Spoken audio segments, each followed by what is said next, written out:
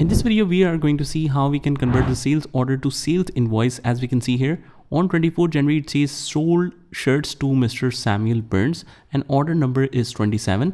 So if you are in the daybook, I'll just press alternate A, go to the sales, just mention the party name. This is Samuel Burns. Hit enter and enter, enter, hit enter and enter, hit enter and enter, and ignore all of these details. Sales ledger, I'll just choose sales here, and the name of item is shirts. Hit enter.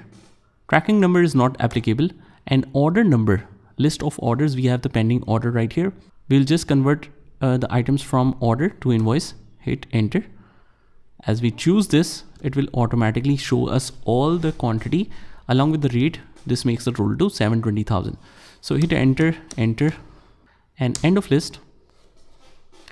And the date, I am able to change this voucher date to 31st of January. Why 31st of January? Because in the Tele Prime educational version, we have only 3 dates allowed, that is 1st, 2nd, and 31st. So I prefer to keep this one.